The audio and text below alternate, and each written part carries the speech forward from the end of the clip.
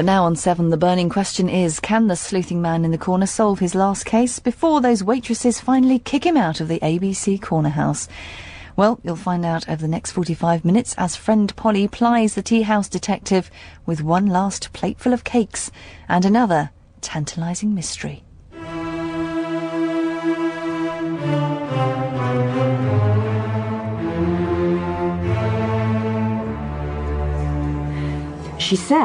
She explained that a literary magazine, though not strictly speaking journalism, could use many of the skills I already have. I said, what exactly? She said, well, it's all language, isn't it? I think she used the word communication. Oh, dear. She may have done. She may not have done. She said that I would be dealing with some of the best writers of our age, of this age, or any age, in fact. Then she bought another bottle of Dom Perignon and asked me for my initial reactions. Do you want another cup of tea? And you told her? I said I'd think about it. But you haven't made up your mind. I wanted to ask you what you thought. Well, what should I say? Well, that's why I'm asking. No, Polly. What? That isn't why you're asking. We ask for advice only in order to reject it. I would like your opinion. Any fool can have an opinion, and usually does. I see. What? You're not going to help me. I thought if you needed help... Yes? I do. I need advice. I have been offered an interesting opportunity, a change of direction. A flat in Paris. The chance to meet interesting people, new experiences. I have felt for some time that perhaps I would never be anything but a second-rate reporter. I saw myself in my 40s, 50s, still covering wealthy people's weddings, and suddenly, this opportunity. Well, I feel I would be mad to reject it, wouldn't I? There. You have helped me. By your silence. I'm going. Did you say something about another cup of tea?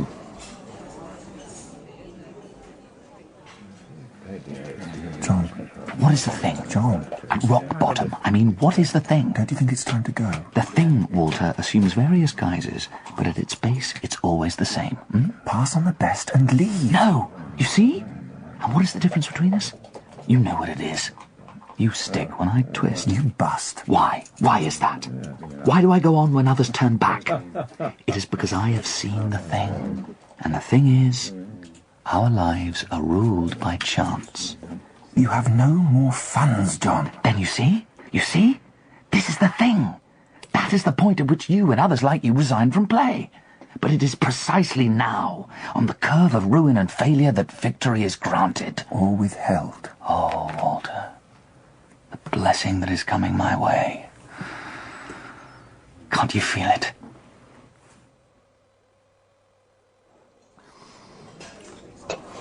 So how did you leave it? I said I'd contact her by 4 o'clock today. That should be enough time. What for? I'd be meaning to talk something over with you. A case? Yes, I'd very much like your opinion, Polly. Is it complex? That's always been our task, hasn't it? What? To uncover the simplicity at the heart. To adhere to the facts at all costs. It's all to do with the quality of our attention. We must look without motive. We always have a motive, don't we? Do you? I'm not sure. Say it.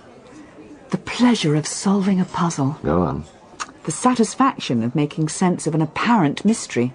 A little further. Self-esteem, pride, security. Then the search for security becomes the fact, in which case you will not see the fact you wish to understand. Then how can we begin? There is no how. Then what? Don't get involved in techniques. The quality of attention, I said, Polly. Without motive. Oh. What? You may be too busy to think about this. No. What about Mrs. Vanderbilt? Oh, she can wait. I don't want to trespass on your private life, Polly. I'll let you know. If you're sure. Yes. 2 men, 2 young blades, friends since public school. Companions in the roistering life of London clubs and gambling houses. When? Last year.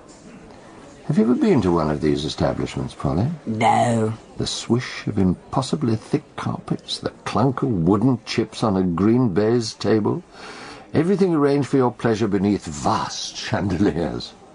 I once put 2 shillings on the derby. Did it win? No. No. This is a hushed world. Around the tables, clients are withdrawn in a strange earnestness over games which are both civilized and vicious. I'll take 2. 2 cards, Mr. Ashley. Only 2. And raise. You're bluffing, Mr. Ashley. Is that what you think? That's what I think. I've been watching you. Then raise. Oh, I raise. £200. £200? It's on the table. Fold or cover. You want to see my cards? They're very good cards. You're lying. I'm lying? I've been watching you. Ah, then you must know these cards are good. Well, Mr. Ashley? Your 200 and my 200. I raise you. John, please. The last of your money, Mr. Ashley. Well, you may leave if you like. You're 200. And I think I'll raise 200. I don't have it. You already owe me money. I know that. Fold your cards away then. Take it. Show me your cards. I don't have to show you my cards. Show them to me. Nothing. On the contrary, very good cards. The Harwood Club. Yes? You've heard of it? Hanover Square? Yes. It's another country, Polly, requiring only the passport of wealth to enter. Full of sports and debutantes. And a strand, not in all of them, but some, the well-documented thread of self-destruction. When you look into their faces behind the smiles, you see fear. What is that? Fear of what? I don't know. Fear of themselves. Why should... Behind the excitement, like children who begin screaming and can't stop. Who? And long to be stopped. Who was screaming? And long for Mummy or Daddy to come and wake them from the nightmare of their happiness. Who was screaming? Their victim. Help! Help me! For the love of God! Help me, someone!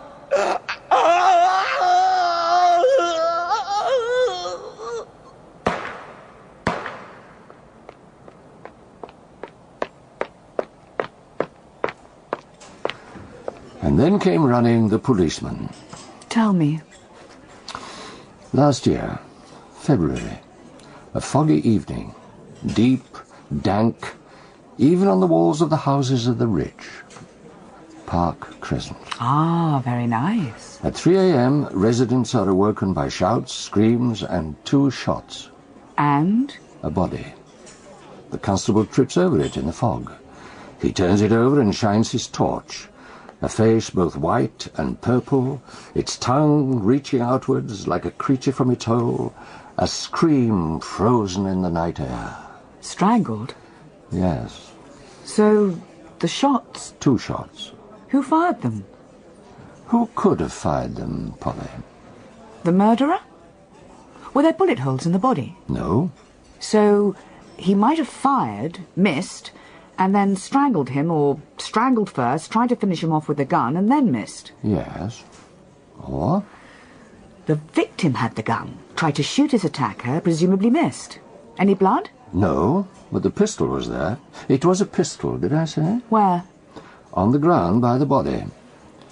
The shots had attracted a few residents who stood peering over the constable's shoulder. They identified him. Edouard Latigue. Well? He'd come from the Harwood Club, walked, and was nearly home when he was killed. Was he a sport? Not exactly. In fact, he was something of an outsider. A stockbroker, wealthy. A foreign merchant? In fact, yes. You've moved on to motive now, have you? He was an outsider. An aristocracy always envies new money. So you think... A ritual slaughter, a rite of initiation by a crazed group of toffs. A little pink press for us, Polly. I'm sorry to disappoint you. Not so much imagination. Robbery? Not robbery. Monsieur Latigue had been very lucky on the blackjack table. Now, when he left the Harwood, he was carrying the best part of £6,000. And when they found him? His pockets were empty. Oh. You're disappointed? It's so banal. Well, nonetheless, a man wins a large sum of money at a casino. The club is crowded, and many people see him pocket his winnings and leave the club. When was that?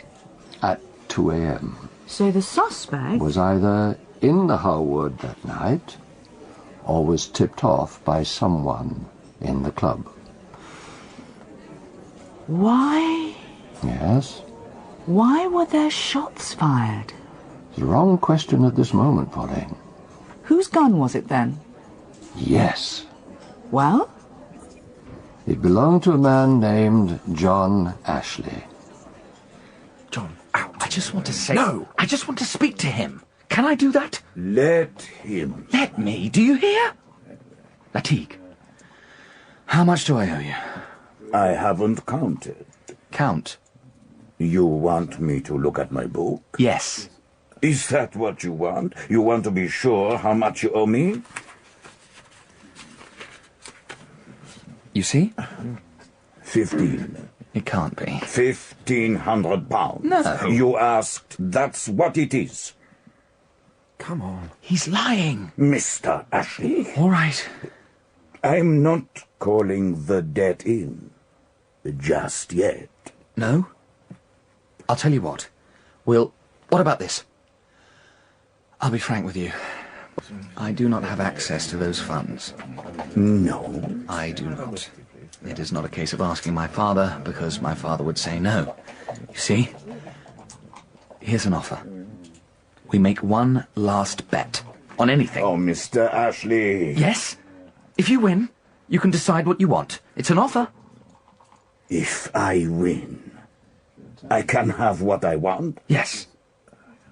I've got what I want. Why don't we go? Because I'm offering him... You're not offering me anything. What do you want? And if you win... We cancel whatever I owe you. I'll offer you something, shall I? I'll tell you what. My inheritance. Everything. I'll give it to you. You haven't got it? It's coming. Listen, John. What? Do you want it? What's the bet? This is it. You can't. What does that mean? I'm thinking. Listen. The bet has to be without meaning, as far as possible. It has to offer a set of circumstances in which chance rules. Pure chance.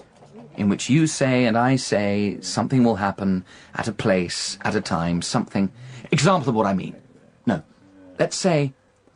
Where do you live? Park Crescent.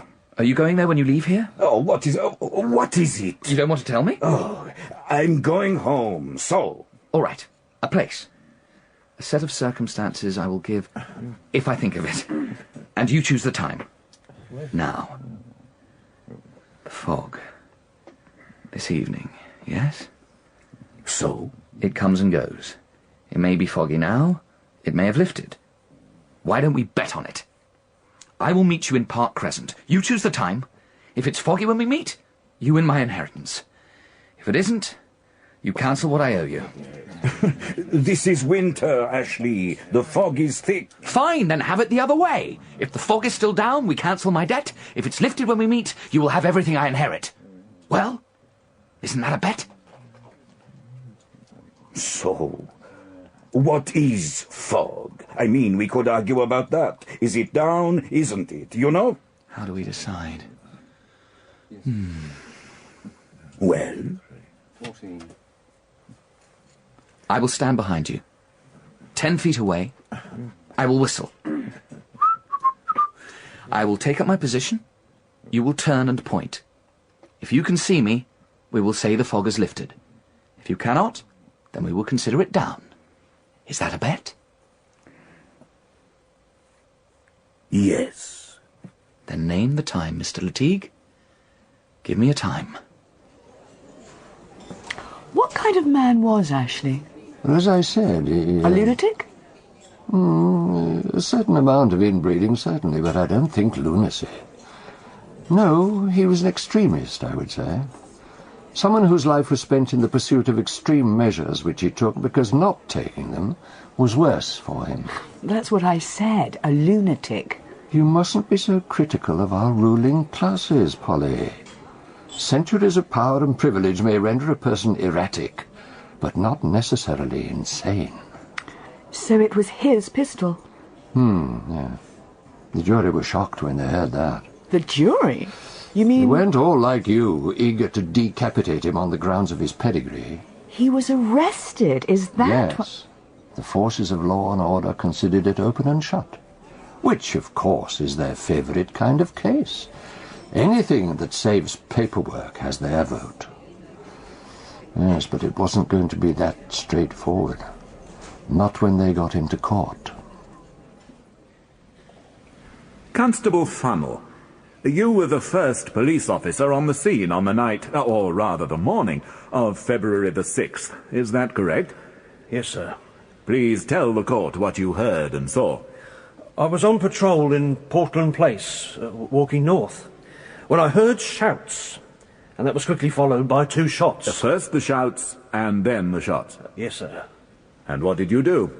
I blew my whistle to summon assistance, and I ran towards where the shots had come from. Which led you into Park Crescent? Yes, sir. Go on. It was a very foggy night. Yes. And there was no sound when I got there, so I had to shine my torch around. And I found a body. A body later identified as Edward Latigue, a resident of 30 Park Square West. Go on, Constable Funnel. The man was dead. Next to his body was a pistol. Tell the court, as a good and efficient policeman, you searched the area. Yes, sir. And what else did you find? I found 2 keys over by the Iron Gate, which leads into the tunnel. Yes. That joins the Marylebone Road. And were these keys later identified as belonging to the deceased, Edward Latigue? One was a key to his house, 30 Park Square West, and the other was the key to the Iron Gate. Was the Iron Gate locked? It was open, sir. Do you regularly patrol that area? Is that your beat? Yes, sir. So you were on duty earlier that evening? Yes, sir. I came on duty at 10 that night. And you patrol back and forth, keeping your wary and experienced eye out for villainy and so forth? I'm sure you do. Now, towards 3 a.m., you hear shouts and 2 shots. You were on your way back to the square then? Yes. And presumably you'd already been through the square several times that evening? Every half hour. So you were there at 2:30 or thereabouts? Yes, sir. Please tell the court what you heard. I was leaving the square, going south, when I picked up the sound of a man's voice. Coming from the square? That's right. I looked back and I could see 2 men together, standing close and talking. You could hear them talking? I heard one man say, "It's a question of time, Mr. Latigue. If you will only wait, my father will pay. You will lose nothing by it." It's a question of time, Mr. Latigue. If you will only wait, my father will pay. You will lose nothing by it. And the other man, you heard his reply? Well, I'd moved on by then, sir. I don't know what the other gentleman said to him. No further questions. Your witness, Mr. Tucker? I have no questions of this witness, Your Honour. I know where this is going. Do you? It looks bad for Ashley. But? Therefore, he's innocent. And can you... Get him off? And is this a game? What? You have sometimes accused me of discussing the fate of human beings in terms appropriate to a parlour game. I'm repeating it to you. No, I'm in earnest. I think I can get him off. Then go ahead. I mean, it's all too obvious. Is life like that? Life? Life, Polly? It's too pat, isn't it? I think life can be surprisingly pat, and banal, and predictable. Hold on, may I? You were saying? Ashley owes Latigue money. £1,500. He announces it almost. Does he? and then a very public argument followed by an outrageous bet. And who heard that? Many. You're saying it didn't happen? I'm saying stay with the facts. He has a motive. His pistol is found next to the body. And? I don't understand. It wasn't used to kill. We don't know that. It was fired twice. He gave it to Latigue, didn't he? Did he? Didn't he? Only Heatherall was close enough to see. Why would he invent that story? Many reasons. To protect his friend, for a start. Is that what you're saying? Why so fast, Polly? Fast? I sense an over-hasty approach. I said I was in earnest. Perhaps... What? I was wrong to drag you into this. Your decision. Is it weighing heavily? Oh, I don't think so. I would like to find the answer to this. Before you go? Yes. Yes, or... Can't we go on? Can't we just go on? Yes. Let's deal with the policeman's evidence. 2 men overheard talking. 2 men talking together. What? The facts, Polly. All right, standing together. One of the men asks the other to wait to collect his debt that his father will pay. He cautions patience, yes. Did the police find anyone else who was in debt to Latigue? No. So, a half hour before Latigue is murdered, he is seen with Ashley, and Ashley is begging for more time. And? Obviously, Ashley did it. Therefore, by the inverse law of probability transference, someone else did it. Eh? Joking, just joking. The right question shakes the facts, Polly. What is the right question? Is Ashley stupid? No, he isn't. And one more. Why didn't the defence lawyer ask any questions? Good. Mr. Heatherall, you are a close friend of the defendant. Yes, I am. You know him very well? I think I do. You think you do? You think you do? And in what state of mind was he on the night of February the 5th? He was agitated, perhaps you might say. What was he agitated about? Was he agitated about debts he owed? I don't know if that was the principal. Was he agitated about his gambling debts? Yes or no? Well, clearly he was worried. And yet, heavily in debt, he continued gambling. Was he in an agitated state because of his intense wish to recoup his losses and his growing realization that he would fail to do so? Would you say that... Shall we let him answer, Sir Andrew? I apologize. He was under great pressure, yes. Thank you. Would you say your friend was addicted to gambling? Yes. And you had many times tried to dissuade him from gambling? Yes. And indeed had tried to dissuade him on the evening of February the 5th. That's true.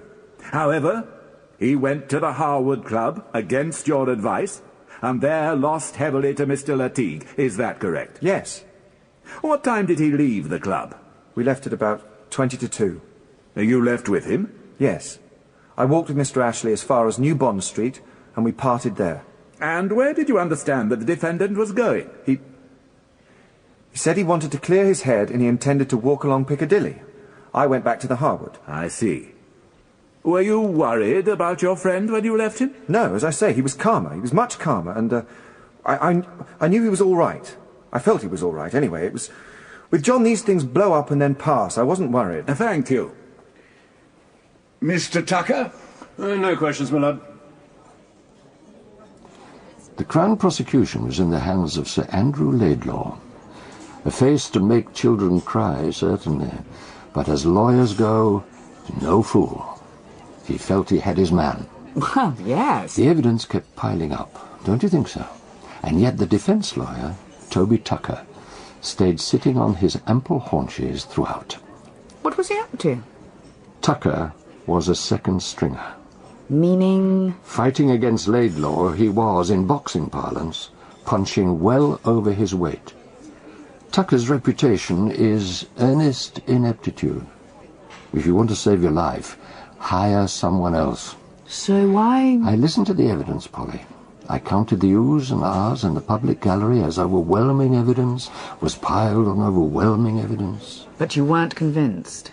What did you call it? The law of what? Secondary transference... Yes. Something. I don't know what I said. It wasn't that exactly. It was...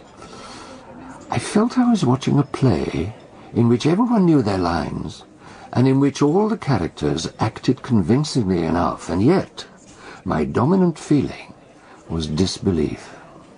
So you waited? So I waited.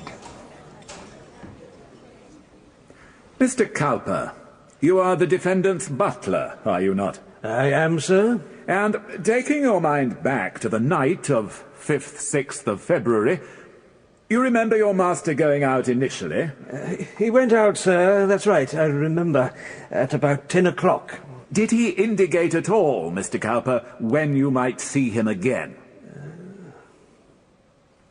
No. Very good. Then when did you see your master again? He came in at about 10 to 2. He went again almost straight away. Did he say why he had made such a brief visit? He said he'd come to check some business papers. Did he take anything else with him? I don't know, sir. Do you recognize this pistol, Mr. Cowper? Yes, sir. Where have you seen it before? I've seen it many times before, sir. In its case where it's kept. In its case where it's kept? And where is that, Mr. Cowper? In Mr. Ashley's bedroom, sir. It's his pistol. No further questions, my lord. Mr. Tucker? If you have questions, I would ask them now. I have no questions, Your Honour. You do not seem to be availing yourself of the opportunity to cross-examine prosecution witnesses. You know what you're doing, do you? I do, my lord. I have no questions of this witness. Very well. Next witness, please, Sir Andrew. I kept my eye on Mr. Tucker. No smoke screen, no leaping to his feet, no attempts to divert the jury, to undermine the witnesses. Nothing. But the pistol... Yes. How did it get to the scene of the murder? The murderer brought it. In which case... I mean, despite your unease... Yes. Ashley was going to the gallows. No, he wasn't. Mr. Ashley, you have heard the evidence against you. You have heard as we have. Constable Funnell state that he saw you at 2:30, engaged in urgent conversation with Mr. Latigue. What have you to say to that? That wasn't me. You did not speak to Mr. Latigue? No. You did not say... It's a question of time, Mr. Latigue. If you wait, if you will only wait, my father will pay. You will lose nothing by it. No, I didn't. You're suggesting that it was someone else? Certainly. It wasn't me. When did you last see Mr. Latigue? At the club, the Harwood, just before I left with Walter Heatherall. At about 20 to 2? I don't know, something like that. You seem to be taking this very lightly, Mr. Ashley. I just don't remember the time. My friend said 20 to 2, fine. And that was the last I saw of Latigue. You did not see him later? No. You did not intercept him on Park Crescent? No. Did you argue with Mr. Latigue? When? At any time? Yes, we... About what? About money. He wouldn't let me gamble. You owed him money? Yes. He was within his rights to deny you play. You are obsessed with gambling, aren't you? If you cannot gamble, you become incensed. Don't you, Mr. Ashley? Not exactly. Mr. Latigue prevented you from doing the one thing you love, the one thing you live for. You became angry. Yes. You became violent. No. You wanted to kill him. To kill him would give you his winnings, would turn your loss into gain. It would cancel your debt. But above all, it would allow you the sweet pleasure of revenge on a man who had thwarted your obsessive passion for gambling. No. After parting from your friend in New Bond Street at about 10 to 2, you hurried home. You told your butler you had come to check papers, but in fact, you had come to arm yourself. No, that isn't true. You hurried back to Park Crescent, and under cover of the fog you attacked Mr. Latigue and strangled him. As he was dying, he screamed out in his terror for help, but you showed him no mercy. You took out your pistol, you shot at him, twice. Missing both times, and fearful, hearing the alarmed calls of residents and a policeman's whistle, you dropped the pistol and fled. You made off with the money into the night, sparing not one thought for your victim. Is that not true? It is not true. I put it to you that it is true. That you committed this callous and calculated crime with one motive only, financial gain. And carried out your plan. No. And carried it out, I say, without mercy. Without feeling and without remorse. I didn't do it, you know. I didn't exactly rejoice at his existence. I mean, I owed him money. I didn't kill him. Can you explain this? How did your pistol, it is your pistol, isn't it? Yes. How did your pistol come to be lying on the ground next to the dead body of Mr. Latigue? I gave it to him. You gave it to him? Certainly. In the club. I had it with me. I often carry it with me when it's foggy. I gave it to him. To protect himself. You were concerned for his safety, is that your story? I gave it to him. And the shots, the 2 bullets fired? I imagine he tried to use it to defend himself. You wish us to believe that you were so concerned for the health of a man you despised that you gave him your gun? That's what happened. The contempt you showed for your victim's life, you now show for the credulity of this court. I have no further questions for this man, your lordship. Do you intend to question your client, Mr. Tucker? I dare not think you will not, although on your current form you may not. I do wish to question him, my lord. Ah, very good, Mr. Tucker. Mr. Ashley, you parted company with Mr. Heatherall at 10 to 2. Yes. What did you do then? I went home. I had to check some business letters that I was expecting. Your butler said you went out again soon afterwards. That's correct. Where did you go? I went to my club. The Harwood? No, I went to the Talbot. The Talbot Club on Piccadilly, is that right? Yes. And what did you do there? I played bridge. For how long? Till late. And when did you arrive at the Talbot? At about 2:10. And when did you leave? About 5 a.m. And so, from 2 o'clock until 5 o'clock, you were playing cards at the Talbot. Is that what you're saying? That's right. Did anybody see you during this time? Of course. The club was crowded. I mean, can you name one person who saw you and can testify to your being there? Yes, I can.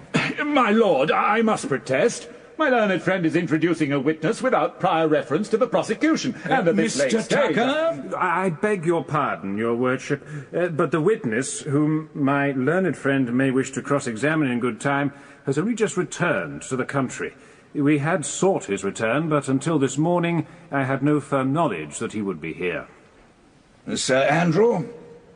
Very well, my lord. Proceed then, Mr. Tucker. Who is your witness? I call Anthony Latigue. And there stepped into the witness box a tall, gaunt-faced young man whose pallor alone was expressive of a profound discomfort. Tucker had Latigue's son. Had him and used him. And did they allow it? A victim's son to be called as a defense witness? Underhand, perhaps, but permissible. And, of course, it had its effect. Ashley's alibi. Yes, Polly. Tight, eh? Had the Titanic's rivets been as tight, it might not have gone down. For the first time during the case, Mr. Tucker smiled. Mr. Latigue, I need not express to you our heartfelt commiserations at the loss of your father. His brutal murder is something you will never forget.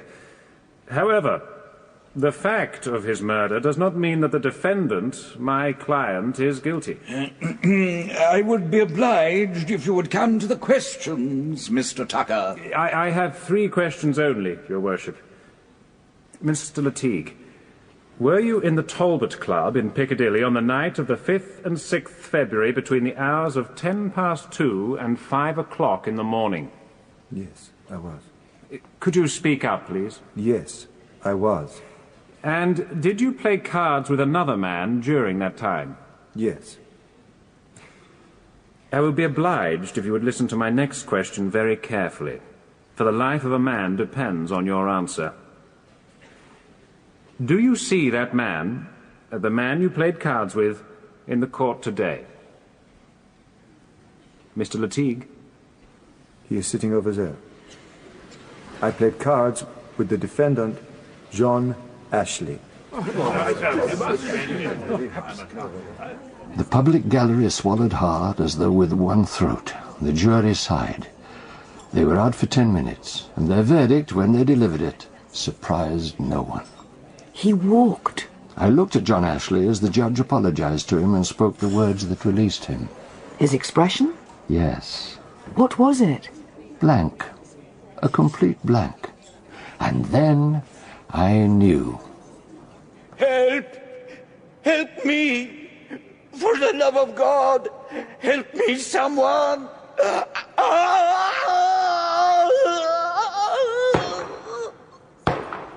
What do you think, Polly? What do I think? Well, the case unravelled. Now, either a guilty man had been released, in which case how was it done, or someone else did it, in which case who and why. You said you saw something. Did Walter Heatherall do it? The faithful friend? He had a motive. Did he? Loyalty. Certainly that's what the police thought. And? They arrested Heatherall 2 days later. So you disagreed? Talk to me, Polly. Do you have time? It is delightful to me to talk with you, Polly. Have we not shared many intellectual adventures? What? Walk with me. What do you mean? Walk with me, Polly, through the bright landscape of deduction. You say, was it Heatherall? Walk. Heatherall leaves the club with Ashley at 20 to 2, and then 10 minutes later... Yes. They part. Ashley goes home, and Heatherall returns to the club. Why? Yes? To keep an eye on Lateeg. In his evidence, he said that Lateeg was just leaving the club when he arrived. What if that wasn't true? What if Lateeg stayed at the club until 2:30, and when he left, Heatherall followed him to Park Crescent, and strangled and robbed him? The shots? Fired by Lateeg, as Ashley said. Am I wrong? Oh, dear. What? It's 10 to 4, Polly. Yes? Mrs. Vanderbilt will be waiting for your answer. I said, am I wrong? I would hate, Polly, in the future for you to say that I had delayed you or held you back or... I want to know. I want to know how it ended. Tell me. That I don't know, Polly. You don't? Well, you said you saw. Why don't you know? You asked me how it ended. I say to you, I don't know. It hasn't ended. Did you see him? Did you see him, Walter? Yes. I wish you hadn't... What? Are you getting moral on me? Did you see his face? You see, he is a gambler. That is, he's like me. You know, in a way, he's closer to me than you are. Because of that? Because another factor of a gambler, even when he's winning, he's won everything. If someone puts a proposition to him, put it his way, a bet, he can't help but be interested. You see, it isn't after all the winning. It isn't about accumulation of money. Did I say that? It's about the quivering thrill of taking an action whose end you cannot see. Makes you feel alive. Something we could say we did. One thing. We took a chance. We were not ordinary. What is it?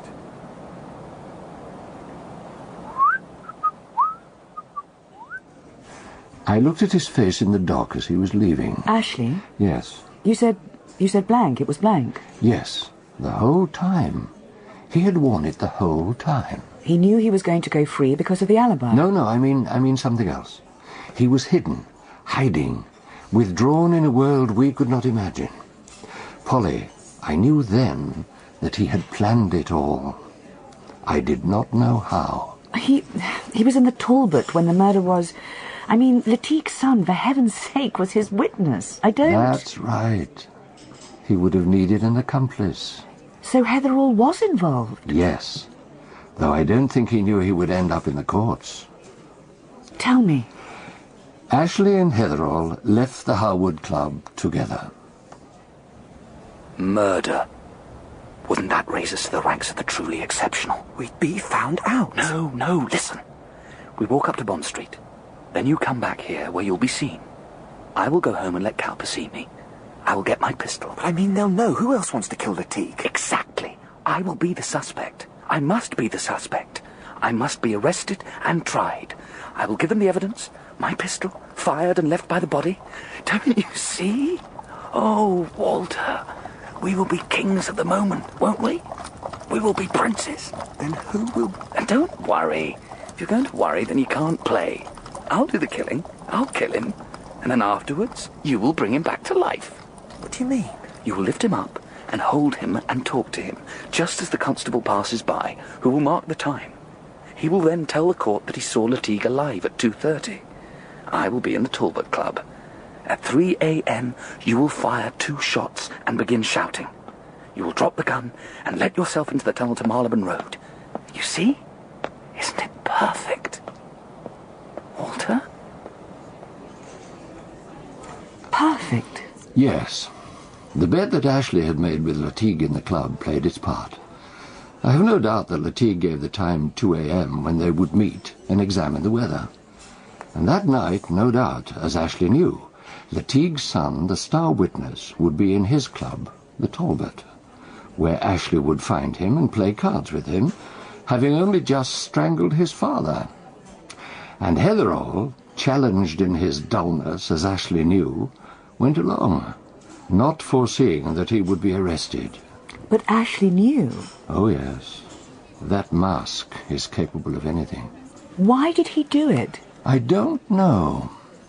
To see if he could. Is that an explanation? And Heatherall will hang? Probably. But won't he tell the police? What? That he and Ashley conspired together to kill Lateeg, but Ashley has already been tried and released, and cannot be tried again. So... I don't think Heatherall will leave it there. What can he do from the condemned cell? Prisons reflect the society that has created them, Polly. Money talks there, as elsewhere. I suspect he'll buy his revenge before he hangs. Gosh. Oh, dear.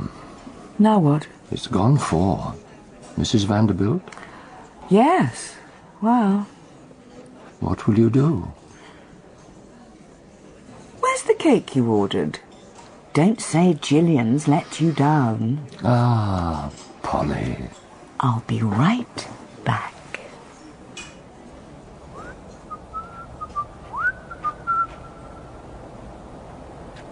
Who's that? No. No! Help! Help me! Oh, no!